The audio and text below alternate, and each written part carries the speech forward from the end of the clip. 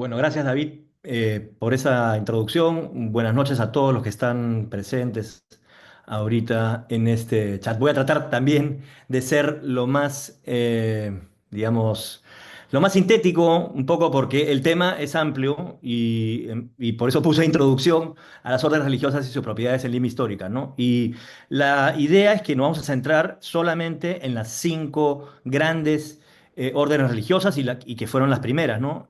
Las vamos a ver ahora. En primer lugar y en orden de llegada está la orden de predicadores, es decir, los dominicos, y estamos viendo también su hábito, el hábito con el que eh, andaban por Lima, por las ciudades, porque se les veía constantemente también en las ciudades. No se crea también, habían enclaustrados de las primeras órdenes, pero también muchos y la mayoría eran, digamos, tenían de la segunda orden, podían salir digamos, a evangelizar, ¿no? Em, también, perdón, me adelanté demasiado. Em, tenemos antes de eso la orden real y militar de Nuestra Señora de la Merced y la redención de los cautivos, los mercedarios, ¿no?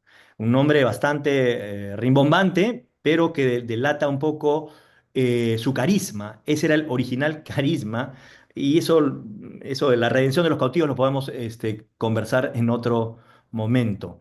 Luego la orden de frailes menores, es decir, los franciscanos, la orden de San Agustín, los agustinos, y la Compañía de Jesús, que es así como se llama esa orden religiosa, los jesuitas. Muchas veces se les confundía, en verdad, a los agustinos con los jesuitas, porque ambos llevaban un hábito de color negro. La gran diferencia es que los agustinos llevaban casulla y los jesuitas tenían una especie de,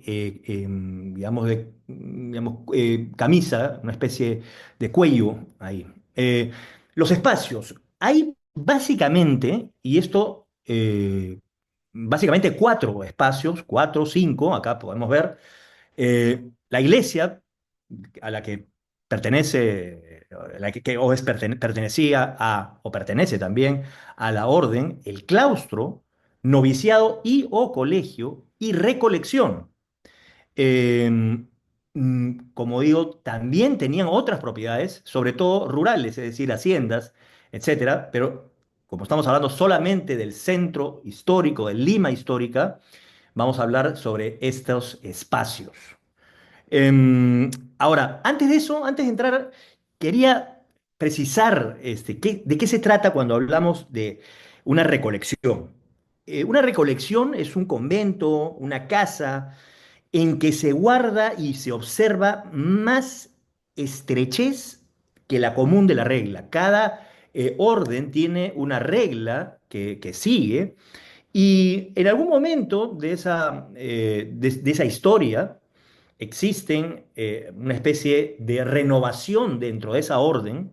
Por ejemplo, si hablamos de los franciscanos, en algún momento no es que se escinda, pero sí un grupo de esos frailes comienzan a tener una observancia de la regla más estricta. Quieren regresar a los inicios de la formación y piensan que la orden ha sido un poquito más laxa y quieren compartir esos votos de pobreza o ejercer esos votos de pobreza con mayor ahínco.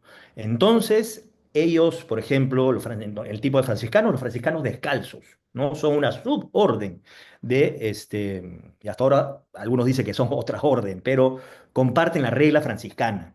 Y en ese sentido, al querer observar una regla mucho más estrecha, van a alejarse del convento hacia lugares mucho más callados y tranquilos. ¿Por qué? Porque la recolección, si vemos la palabra recolección, su sinónimo es recogimiento. Recolectar es recoger. Entonces el recogimiento implica, en el sentido espiritual, recoger todo lo disperso que está en tu interior y hacerlo uno con Dios, recoger todo eso. Y por eso las casas de recolección estaban en lugares alejados.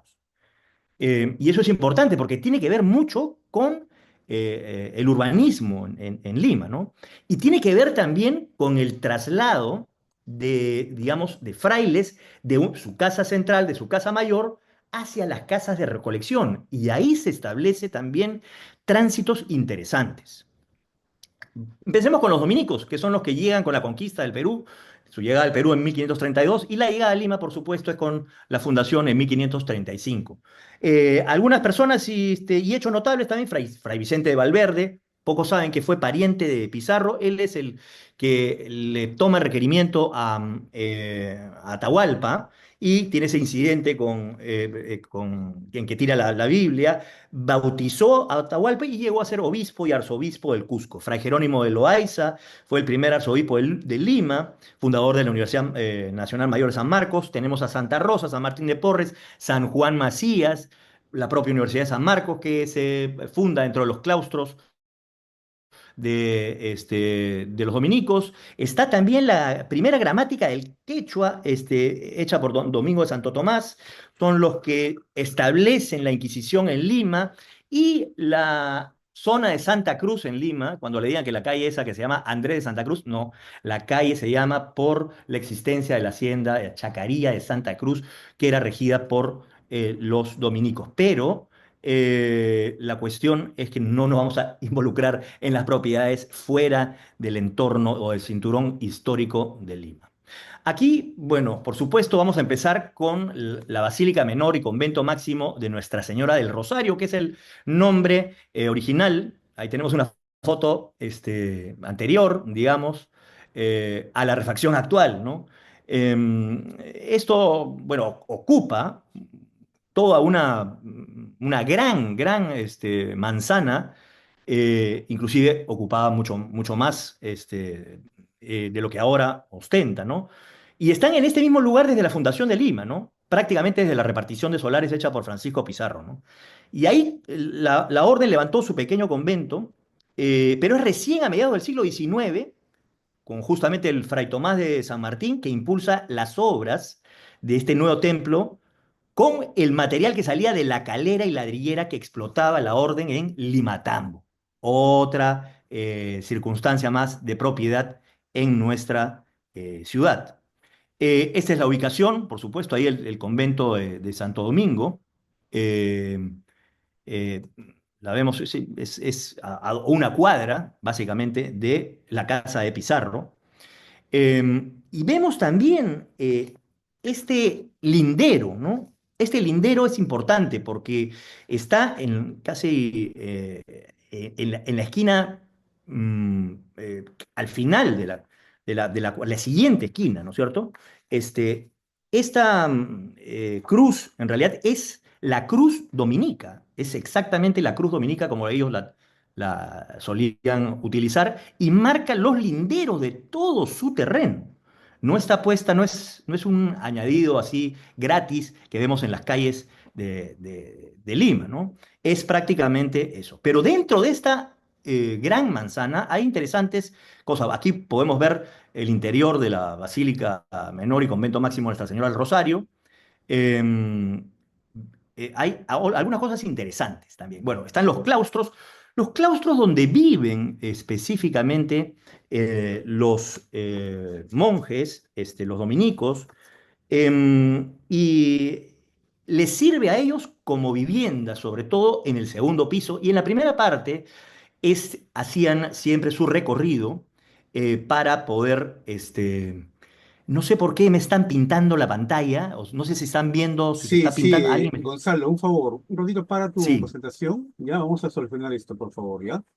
no sé, Eh, de- alguien me está pintando la no, pantalla. sí, no sé por qué están haciendo eso, no está bien. Por favor, ¿Qué hago? deja de compartir un momento, por favor. Ya, Y luego, ya. tú me avisas para poder volver a compartir. Sí, sí, ahora por favor vuelve a compartir. Ya puedes volver a compartir. Listo, ya estoy. Ya, ok. Perfecto. Em, bueno, la cuestión es que esta parte inferior, con pileta además, le sirve a los frailes para orar y para interiorizar su vida espiritual, ¿no? Em, La Casa de Osambela formaba parte original, cuando comienzan a necesitar dinero, la orden comienza también a vender propiedades, ¿no? Y una de ellas, parte es la casa de Osambela, ¿no? Esta área fue vendida al marqués justo por los dominicos, ¿no? Y luego también está a una a un lado la famosa Casa de las Columnas, ¿no? En donde aún se puede ver el claustro de lo que fue el noviciado del convento de los dominicos, ¿no? Em, Justamente este era el noviciado, es decir, donde comenzaban digamos, su carrera como frailes dominicos, ¿no? Donde estudiaban. Entonces, si podemos observar, en realidad, muchas veces en la capital, el noviciado y claustros estaban en el mismo recinto, pero no en todos los casos. Em, este es un caso interesante. Este es el Colegio de Santo Tomás de la Santísima Trinidad. Es el famoso claustro circular, ¿no? Esto queda eh, detrás del Congreso de la República. Antiguamente el Colegio Mercedes Cabello de Carbonera, hoy es una UGEL. Este recinto fue construido por los dominicos entre 1663 y 1600, perdón, en 1645. Y entre 1663 y 1670 fue construida la iglesia que está al costado. Ahí vemos una toma de Google Maps por la parte superior.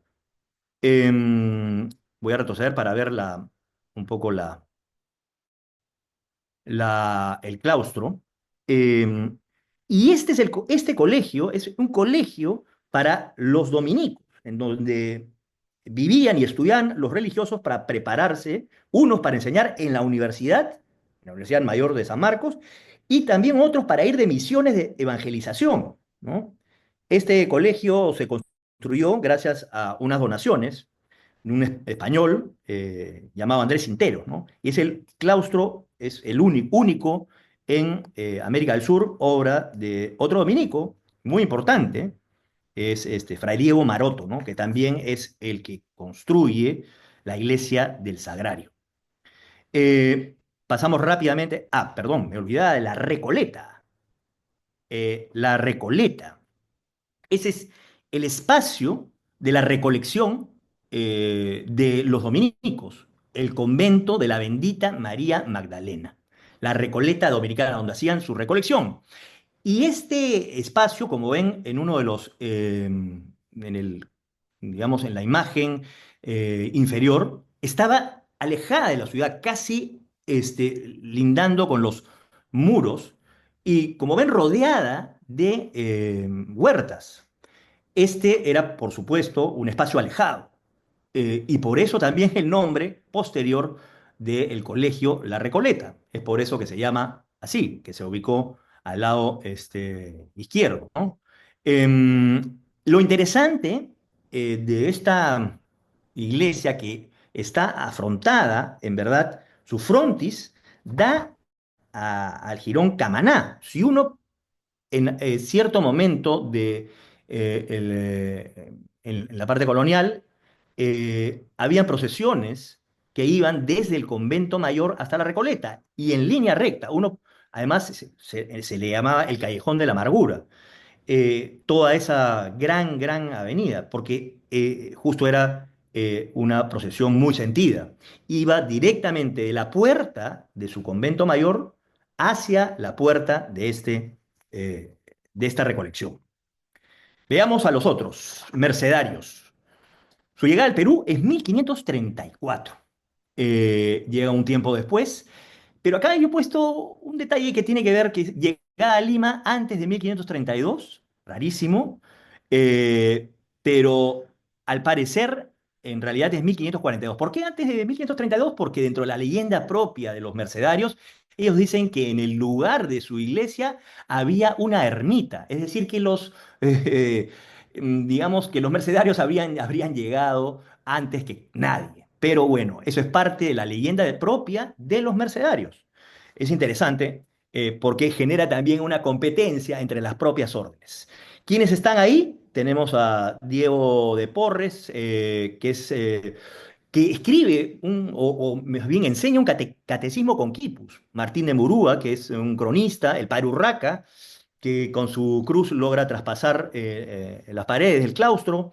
Francisco del Castillo es un escritor, no confundirse con otro Francisco del Castillo que vamos a ver, la Virgen de la Merced, que es patrona de las Fuerzas Armadas y Policiales, la Calera de la Merced, ellos eran propietarios de esa parte de la Calera de la Merced, y también Surquillo y Miraflores son parte de su propiedad rural, digamos.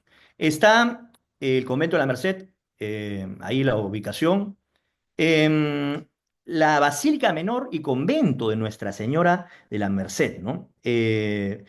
Doña María Escobar Trigo dio mucho dinero para que allí fuera enterrada, ¿no? Y estableció un contrato, que era lo usual en la época, ¿no? En 1598 recién se le adosó una torre, hasta entonces estaba como mea mochita, como se dice, ¿no? La iglesia sufrió innumerables cambios, ¿no? Sobre todo con los terremotos, ¿no? El de 1687 fue devastador para esta iglesia.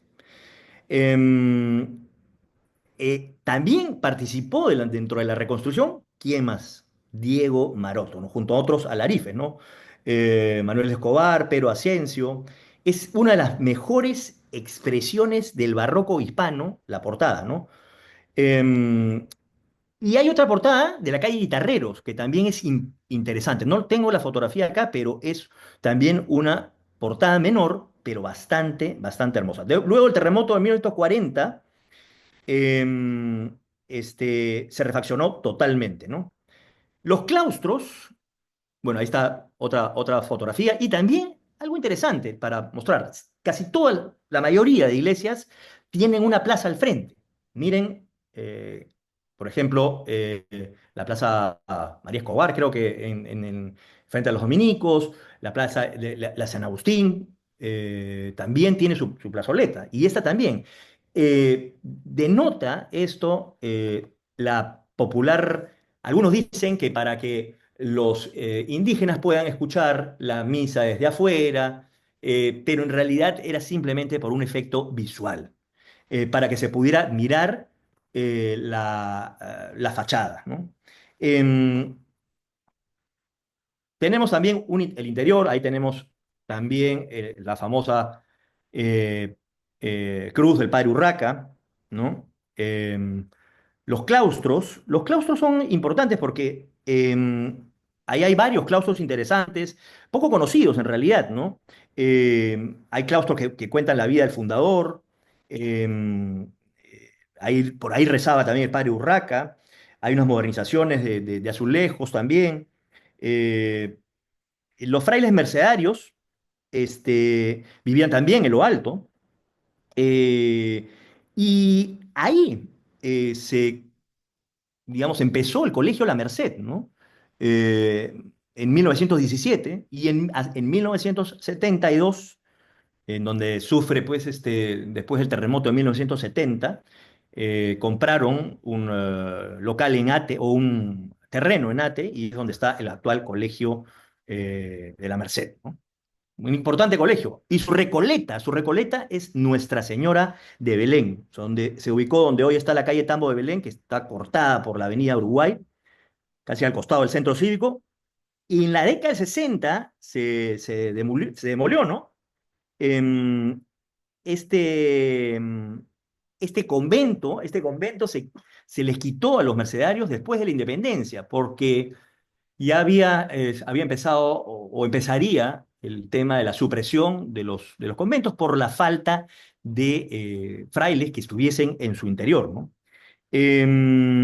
A mediados del siglo XIX, el gobierno que le pertenecía ya a este lugar cede el espacio a las hermanas del Sagrado Corazón que habían recientemente llegado para que allí ubiquen su colegio. Y ese colegio luego se traslada a San Isidro, el colegio Belén, y también está parte del mobiliario, me parece que también el retablo de este recinto está en el Colegio Belén de San Isidro. Esa es la zona, eh, el Jirón Tambo de Belén. Eh, el Real Colegio de San Pedro Nolasco, ese venía a ser el colegio de ellos. Y de esto existe muy poco en realidad. Está esta portada dentro, está un arco barroco, mejor dicho, en un solar de los Girones Cusco, me parece, o Andahuaylas, en los barrios altos. También se dice que parte de su capilla vendría a ser lo que es hoy Jesús Reparador. Eh, Ese es el Girón Cusco, ahí es en el Girón Cusco, sí. Eh, Ahí está Jesús Reparador. Pasamos rápidamente a los franciscanos, llegan al Perú en 1533, a Lima en 1542. Eh, eh, Están las personalidades notables, Fray Luis de Jerónimo de Oré, que escribe también doctrina cristiana en Aymara, San Francisco Solano, el convento de Ocopa en el centro del país, Santa María de la Magdalena, que es en Pueblo Libre, la Hacienda Cueva, que es hoy el Museo Larco, y Ate. Em, Luego tenemos acá está la Basílica y Convento, que todos conocemos también, de San Francisco de Jesús, que es además patrimonio de la humanidad. Y ahí está la historia, digamos, del enfrentamiento, ¿no? Si los dominicos tenían su espacio hacia el lado, digamos, mirando hacia la casa de Pizarro, hacia el lado izquierdo, los dominicos, perdón, los franciscanos querían también su otro espacio, pero al lado derecho. Es más, también se circunscriben dentro de una parte que le correspondía a Francisco Pizarro, llamada la Huerta de Pizarro, ¿no? Durante el gobierno del virrey Marqués de Cañete, empiezan esta gran obra, ¿no? Es en realidad a mediados del siglo XVI, ¿no? Parte de esta gran manzana que fue cortada por la avenida Abancay, eh, ahí vemos parte de su barroco almohadillado de la iglesia, parte también importante, la biblioteca, los claustros interiores, y está este otro lugar ahora fuera del recinto, pero antes era parte del recinto. Es la casa de ejercicios de la Tercera Orden Franciscana, que fue construido en 1738 para la Orden de los Seglares franciscanos, es decir, que no hacían votos estrictos, ¿no? Matías Maestro, para algunos, el gran destructor de lo barroco, el gran introductor de lo neoclásico, este, le metió mano totalmente, ¿no? Los parámetros del neoclásico están presentes, sobre todo hay una concha venera muy interesante en la parte de ingreso, ¿no? En la parte de ingreso de la capilla, ¿no? La capilla bastante sencilla y unos azulejos que denotan también su filiación franciscana, ¿no? Los descalzos, ¿no? Los descalzos se llaman por la otra orden o la suborden, los franciscanos descalzos, que tenían una observancia mucho más estricta, ¿no? Santo Toribio de Mogrovejo arzobispo de Lima, fue quien fundó este convento para que sirva para poder educar también a futuros evangelizadores, ¿no? Los franciscanos son los primeros, por ejemplo, en adentrarse a la selva peruana, ¿no? Tenemos lugar, Nuestra Señora de Guadalupe, que es el colegio de los franciscanos, el colegio de San Buenaventura. Fue un convento semirural, ojo que en esa época, y ahora les voy a decir dónde está más o menos por donde está el Palacio de Justicia, la Maison de Santé, por ahí. Em, Ocupó, dicen, 12 cuadras, ¿no? Pero en realidad, imposible saber, quizás 12 cuadras medidas, pero porque no había nada ahí que fuera urbanizado, era más bien rural. Em, esta pequeña iglesia tuvo dos torrecillas inclusive, y fue el tercer convento franciscano de Lima, que se originó además en 1600 con una edificación primera, principal, ¿no? Luego se formó como digo, este colegio de San Buenaventura. Y también en este local, luego de la independencia, funcionó la, una primigenia cárcel. La cárcel originalmente estaba dentro de Palacio de Gobierno y también en la municipalidad, pero la primera cárcel fuera se construyó ahí, cuando ya no habían frailes, ¿no? Se habían expulsado a los frailes, la cárcel de Guadalupe, ¿no? Y fue demolida en 1928 este recinto, ¿no? Pero ya los presos habían pasado a la penitenciaría al frente. Veamos entonces ahorita los agustinos, ¿no? Causó una gran sensación los agustinos que fueron considerados en 1551, eran los curas más santos de todos. Entonces causó una gran sensación su llegada a Lima. Ahí está Fray Antonio de Calancha, Fray Alonso Ramos Gavilán, el Agustino, por eso ahí tenían digamos, unas tierras, y La Molina pertenecían a los agustinos. Los agustinos tenían su iglesia y convento de Nuestra Señora de la Gracia. Estos son los nombres originales del convento. Eh, este, el primer Agustino, en el viaje, entabló amistad con doña Juana de Cepeda, que venía a casarse con un rico conquistador español, ¿no? Y ahí, frente a eso, se hizo amigo y le ceden unos terrenos de su propiedad. Y ahí su primera propiedad fue en la iglesia de San Marcelo, ¿no? Pero 22 años después se mudaron a este lugar, ¿no? A que hasta el día de hoy tienen, ¿no? Em, y todos se quejaron porque tanto mercedarios como los dominicos no los querían ahí porque están muy cerca de nuestro convento, ¿no? Pero así lograron, pero aún así lograron quedarse en este lugar, ¿no? Em, Atrás de este convento, digamos, está el convento antiguo, de esta iglesia, está el convento antiguo. Y como ven, está en este estado, si es que no, en peor estado.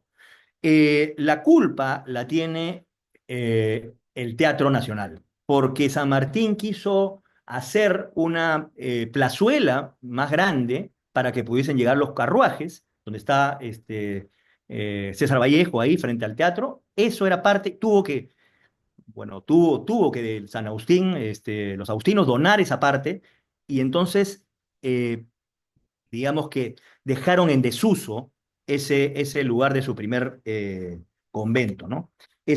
También eh, fue la primera, bueno, según Héctor Velarde, esa fue la primera obra de urbanismo republicano, ¿no?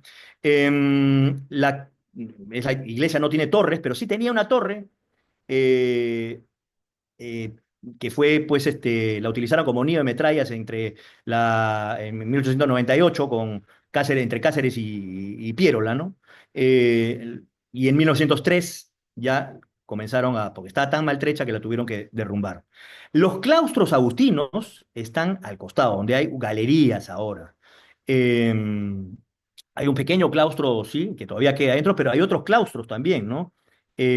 Donde hay galerías, como digo, ¿no? Y aquí también comienza el colegio San Agustín, ¿no? En 1903. Funcionó como internado hasta 1920 y luego se convirtió en uno de los colegios más representativos de la élite limeña. Y en 1955 cambia hacia el lugar también alejado, en ese entonces, la esquina, bueno, más o menos esquina, ¿no? Paseo de la República con Javier Prado. Otro de sus recintos, su colegio, es el colegio de San Ildefonso, ¿no? Los frailes necesitaban su propia casa de estudios y como las otras órdenes, ¿no? Y este colegio de San Ildefonso se ubicó donde hoy está Bellas Artes, ¿no? Sus arcos y patios, los arcos y patios interiores, son los claustros de este colegio, ¿no? Que se inauguró en 1612, pero su ingreso no estaba por este jirón Ancash. Esta portada es posterior. Esta portada es neo-indígena, ¿no? Eh, una mezcla entre neoperuano, habría que decir, ¿no? Esta portada es de la década del 50, ¿no? La entrada de este recinto estaba por Girón Andahuaylas. Pues, ¿dónde quedaba su recolección? Lejísimos, la Recoleta de Nuestra Señora de Guía. Hace años que no voy a este recinto, pero lo único que quedaba era esta portada, ¿no? Inclusive la anterior es de los años 30, ¿no? Me parece. Esta fue abandonada rápida, casi a inicios de la República, y hoy ya no sé cómo está. Es lo único que quedaba, era eso, ¿no? Em, Estaba en el camino a Trujillo, ¿no?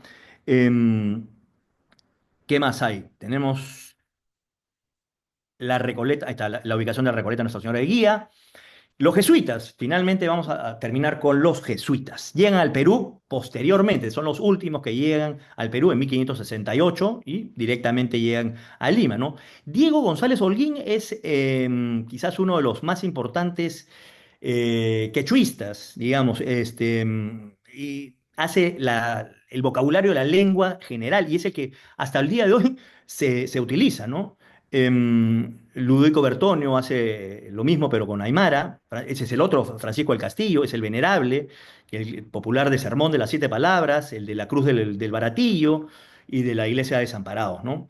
Ellos son los famosos que hacen las primeras reducciones, la primera en el centro de Lima, el cercado, ¿no? Tienen los colegios mayores para educar no solamente a sus, digamos, a sus frailes, a sus sacerdotes, sino los jesuitas tienen una vocación de educar a la población. Entonces, ellos son los primeros que se abocan a la educación en general, ¿no?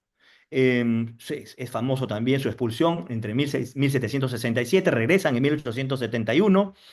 Juli y las misiones, esto es en Puno, en el sur del Perú, eso es importantísimo porque ahí se establecen varias iglesias e imprentas y son también sus propiedades, la Hacienda de San Borja, Chacaría el Estanque, San Juan y en Villa, ¿no? El complejo de San Pedro es interesante porque es un gran eh, complejo en realidad, porque contiene su iglesia, contiene los claustros y también contienen su colegio, ¿no?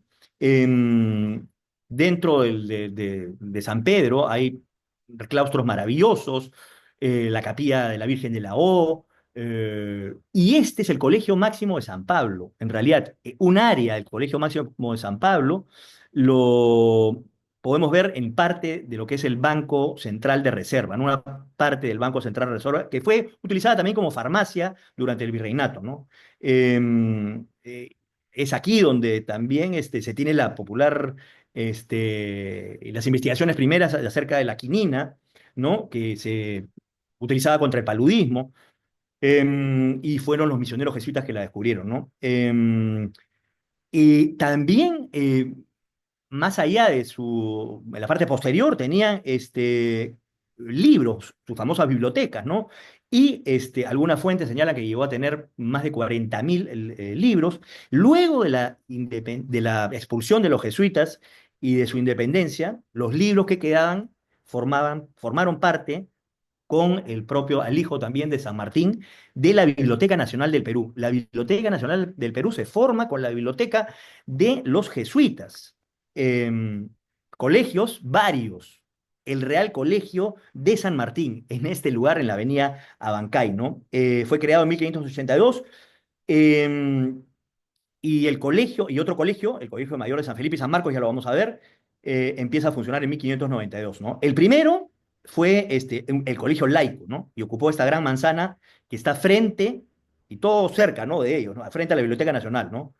Eh, el de mayor preeminencia fue el de San Felipe y San Marcos, es este de acá, que queda en el Jirón Ancash, que es frente a Bellas Artes, ¿no? Básicamente este local era para españoles nobles, descendientes de los conquistadores, y aquí se enseñaba leyes. Luego de la expulsión de los jesuitas, ambos colegios, esos dos, se fusionaron para formar el Real Convictorio de San Carlos, que funcionó en otro local, ¿no? En el cual del colegio de San Martín, hasta que se mudan a este local el antiguo local de noviciado jesuita de San Antonio Abad, más conocido como la Casona de San Marcos. Y básicamente es eso. He concluido en tiempo récord, me parece. Muchas gracias a todos.